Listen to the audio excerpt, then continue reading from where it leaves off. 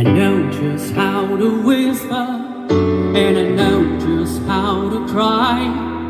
I know just where to find the answers, and I know just how to lie. I know just how to fake it, and I know just how to scheme. Just when to face the truth, and then I know. So, nahiwa-hiwa ko na ang ating, ayan, nahiwa-hiwa ko na yung ating pork na iba-barbecue. So, next is gagawa na tayo ng marinade. Yan, yung pambabad, gagawa na tayo. So, I got 1 head of garlic. And, pagsamasamahin ko lang sila guys dito sa isang lalagyan. So, gagamit ako ng oyster sauce para masarap. Kasi 2 kilo yung aking pork shoulder. Kailangan, generous tayo. Yan. 1/3 cup of oyster sauce. Ayan. Lalagyan ko din ng soy sauce na 1 cup. 1/2 cup of soy sauce. Saan ba yung 1/2 cup ko na? Ayan. 1/2 cup na soy sauce. Pero kung konti, dudublihin natin. Ang gagamitin ko guys is your Toyo mansi. Ayan. Toyo mansi. Para konti na lang ilalagay ko na kalamansi. Oh, I don't have kalamansi actually. Lemon. Ayan. 1/2 cup. And then, ketchup. Actually, mas masarap sana kung banana ketchup. But anyhow, tomato ketchup ilalagay ko. Yan. Lagyan natin ng mga 2 cups. 2 cups. Ayan, ito yung aking, ayan. 2 cups para masarap. Ayan. Ayan. And then, ibabad ko siya overnight para mas kakapit ang lasa. Ayan. Come on. Lalagay din tayo ng brown sugar. 1 cup brown sugar. Pwede ring white guys. Kung gusto mo white, lagyan mo ng white brown sugar. Ayan.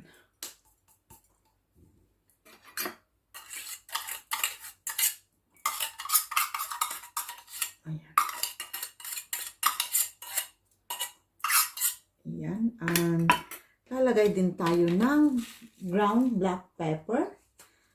Ng 1 tablespoon ground black pepper. Talaga naman, no?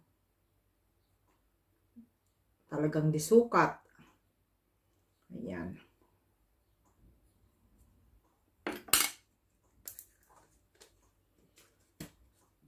At saka yung ating meron pang konti dyan. So, tingnan natin. Kalamansi, or we call dahil wala akong kalamansi, so lalagyan natin ng, ito na nga, yung ating, what do you call this? Lemon.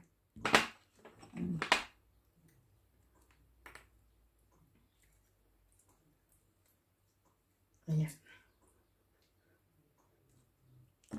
Tapos, isa pa nito, para isa pang buong juice ng lemon. Asan yung aking knife? Okay.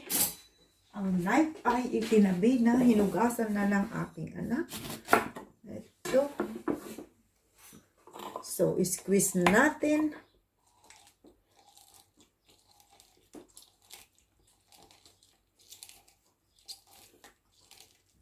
Ayan. And one more. Ang isa palang lemon is 2 tablespoon. Halos lang ang kanyang juice.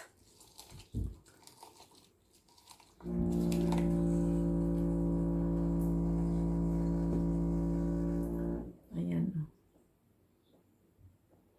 Ayan, ang juice na isang lemon, almost 2 tablespoon. To be, yeah. Ayan, 2 Yeah, 2 tablespoon. Okay. Come on, come out. Ayaw naman. Baka matapon. Ay, no, hindi. Ayan, so, lagay na natin sa ating mixture. Ayan. So, ang kulang na lang, guys, is the isang head na garlic.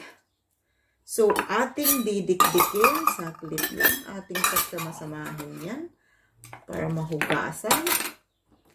Ayan. So, didikdikin natin ang isang head ng Ginoo. Ayan. So, didikdikin ko lang ito, guys. And then, ihahalo natin. Nadikdik na natin. So, ilagay na natin dyan. Ayan.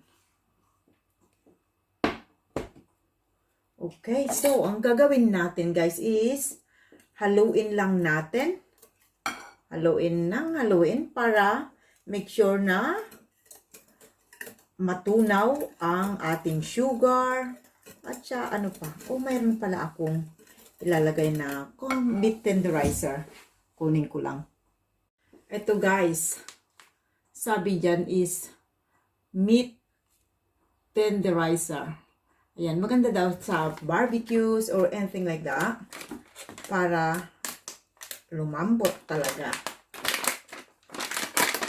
Nabili ko sa Asian shop.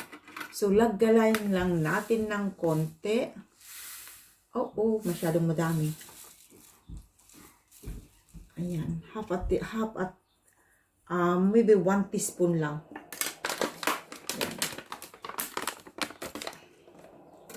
Ayan. So, ating ihalo-haluin ng haluin. Talagang make it sure na ang ating barbecue mixtures, marinate ay well mixed. Ayan.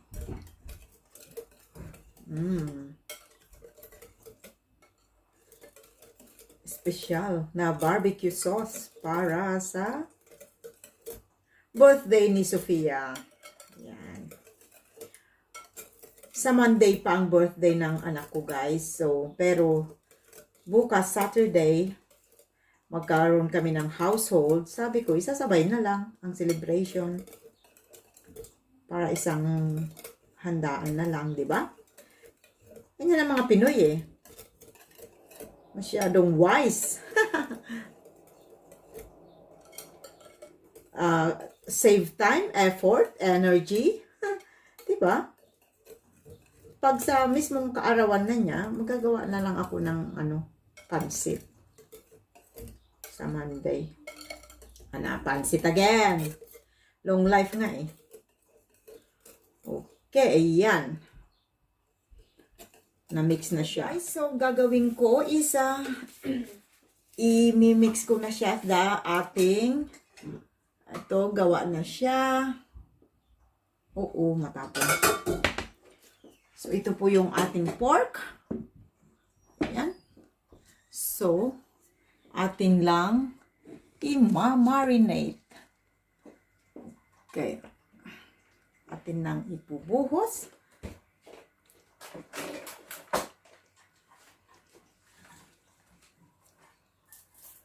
Ayan.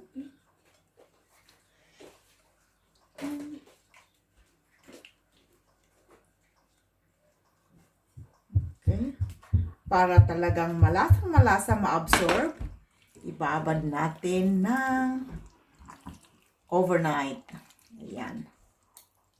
So, ayan. 2 kilo po na pork shoulder ito. Ayan. Pork shoulder steak. Ayan.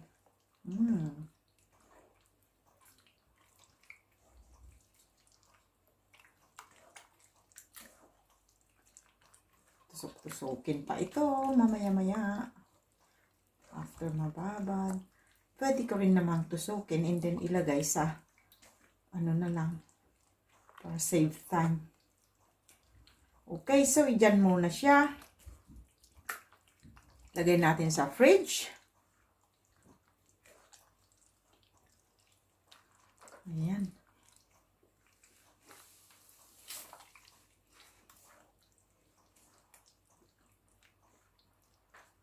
So, ang tip guys, pagka inihaw na natin bukas, kukuha tayo ng sauce, marinating sauce, and then lagyan natin ng oil, and then yun ang ipapahid natin every time na babalik na rin natin yung ating pork habang iniihaw natin.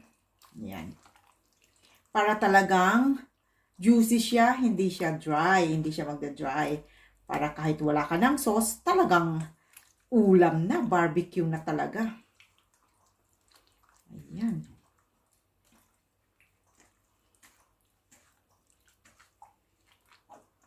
Okay.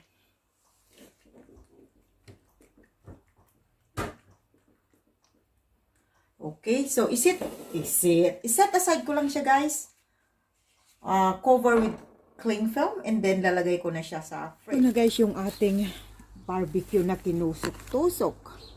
Ayan. Okay guys, so ganun lang po ako mag-marinate guys. So I hope you will try this marinating sauce recipe. And for all the exact measurements, just click the description box below and you try it. And thank you for watching. See you again in my next video. Bye!